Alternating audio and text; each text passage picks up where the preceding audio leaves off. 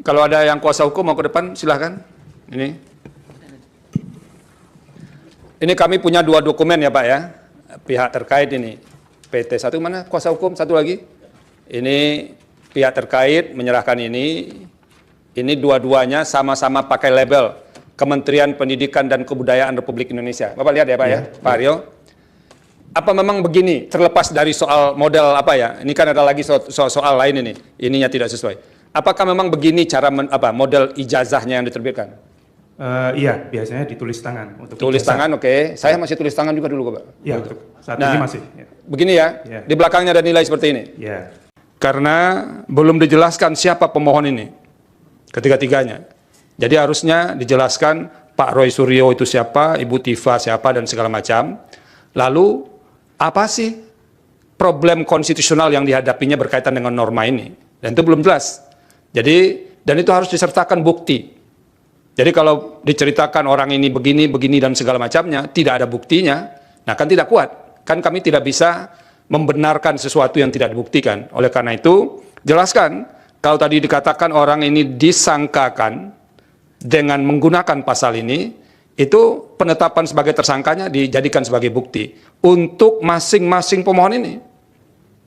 Nah, baru setelah itu, Pak Refli jelaskan, apa hubungan kausal antara peristiwa yang terjadi untuk menjelaskan kasus konkretnya itu dengan berlakunya norma itu yang dimohonkan pengujian itu, sehingga nanti memenuhi prinsip kausal verban. Jadi ada hubungan sebab akibat antara berlakunya norma yang dimohonkan pengujian dengan kerugian atau setidak-tidaknya anggapan kerugian hak konstitusional yang dialami oleh pemohon. Dan itu sama sekali belum ada di legal standing atau kedudukan hukum pemohon. Jadi baru hanya sebatas menyebutkan pasal-pasal, lalu tidak ada elaborasi apa kaitannya pasal ini dengan ketiga pemohon ini untuk membuktikan kausal verbannya. Tadi lisan dijelaskan Pak Refli, jadi kalau lisan kan tidak bisa kita nilai ini Pak Refli, jadi harus dicantumkan di sini, dan itu yang harus ditambahkan. Nanti kan Pak Salman juga nanti akan banyak mengerjakannya ini. Yang ketiga, pokok permohonan atau alasan-alasan permohonan. Ada, kalau dari catatan saya itu ada beberapa norma yang diuji. Nah, yang harus ditambahkan, kalau mau ditambahkan, ini cuma penasehatan, boleh diikuti, boleh tidak. Pertama dulu menjelaskan mengapa masih menggunakan KUHP lama itu.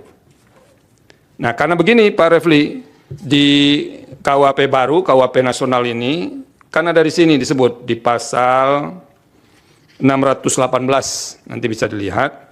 Pada saat undang-undang ini mulai berlaku, tindak pidana yang sedang dalam proses peradilan menggunakan ketentuan undang-undang ini, kecuali undang-undang yang mengatur tindak pidana tersebut lebih menguntungkan bagi tersangka atau terdakwa. Nah itu, tolong jelaskan. Ya, oke teman-teman, selamat datang kembali di channel ini. Rosyuro CS gugat pasal yang jadikannya tersangka di kasus ijazah Jokowi ke MK atau Mahkamah Konstitusi. Nah, Rosyuro CS ini teman-teman ya tidak menyerah dengan pasal-pasal yang menjerat mereka ya, karena mereka menganggap bahwa mereka dikriminalisasi katanya ya, karena yang mereka lakukan di ijazah Pak Jokowi adalah sebagai penelitian, dan menurut mereka bahwa penelitian tidak boleh dipidana, tidak boleh dikriminalisasi. Nah, sehingga mereka menggugat pasal yang menjadikan mereka ya tersangka itu kepada Mahkamah Konstitusi.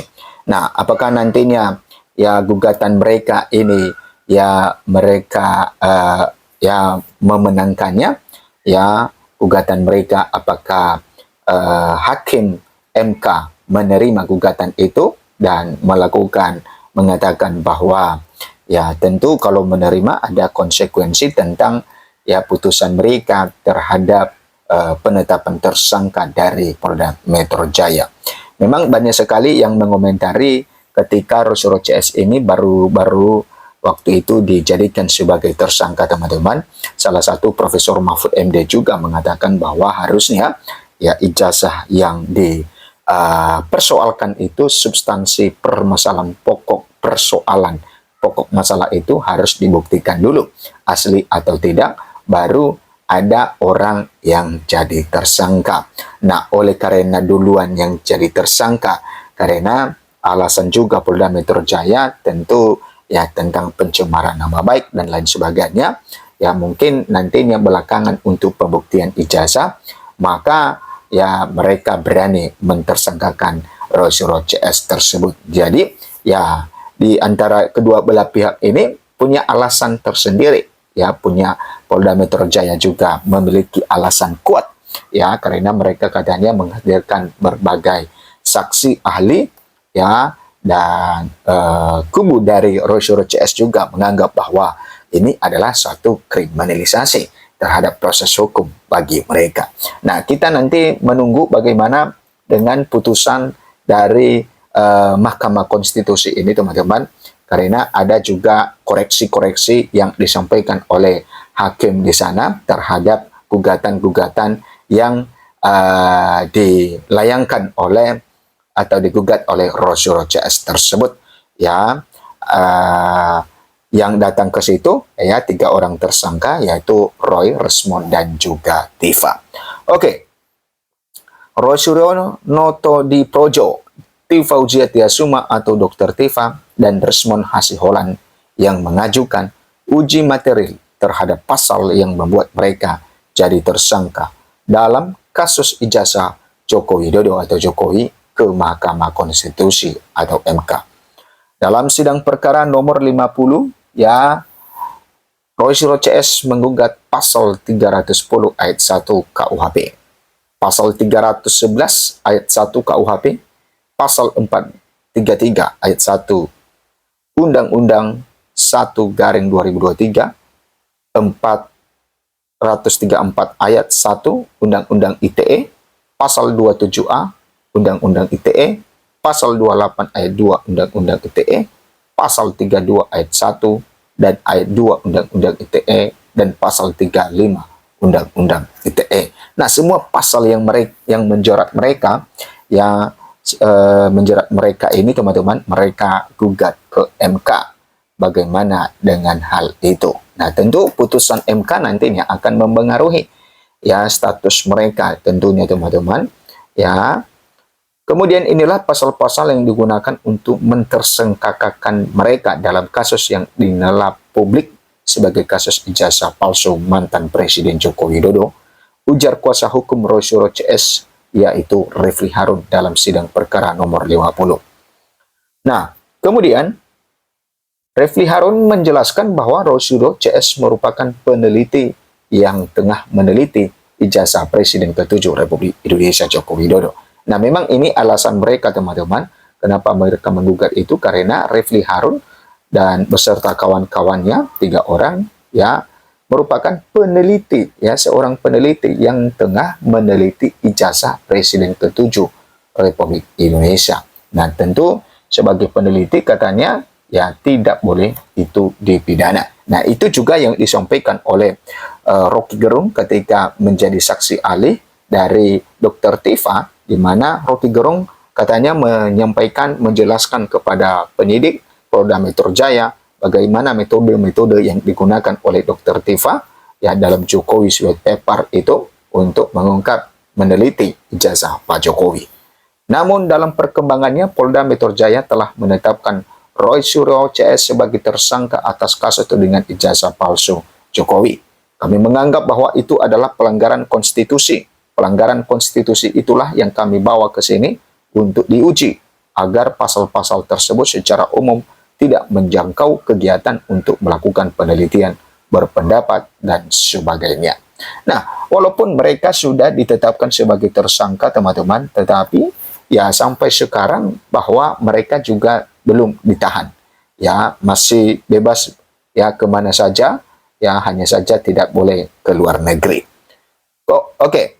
Kendati menggugatnya ke MK, Roy Suryo CS tidak meminta agar MK membatalkan pasal 310 ayat 1 KUHP, pasal 311 ayat 1 KUHP, pasal 433 ayat 1 Undang-Undang 1 2023, 434 ayat 1 Undang-Undang ITE, pasal 27 Undang-Undang ITE, pasal 28 ayat 2 Undang-Undang ITE, pasal 32 ayat 1 dan ayat 2 Undang-Undang ITE dan pasal 35 Undang-Undang ITE.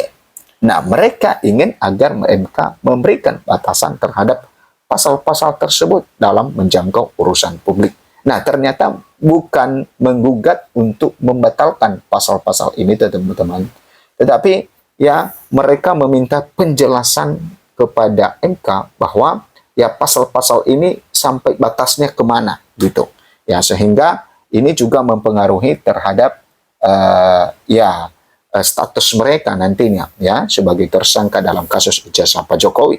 Apakah memang dengan itu pasal Undang-Undang ITE ini bisa sampai batas mana ya, siapa saja yang menjeratnya, apakah termasuk mereka sebagai peneliti?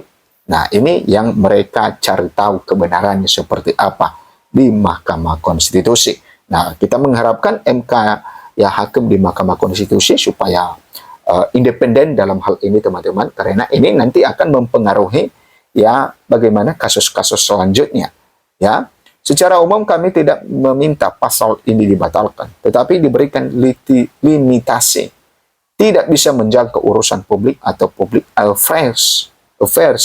Jadi termasuk juga terhadap mantan pejabat sepanjang bahwa yang dipersoalkan urusan publik.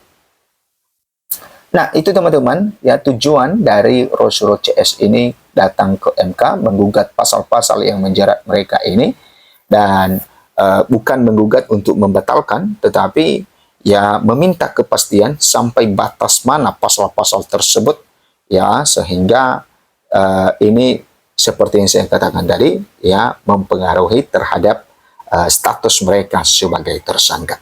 Silakan memberikan komentar Anda. Sampai jumpa di video berikutnya.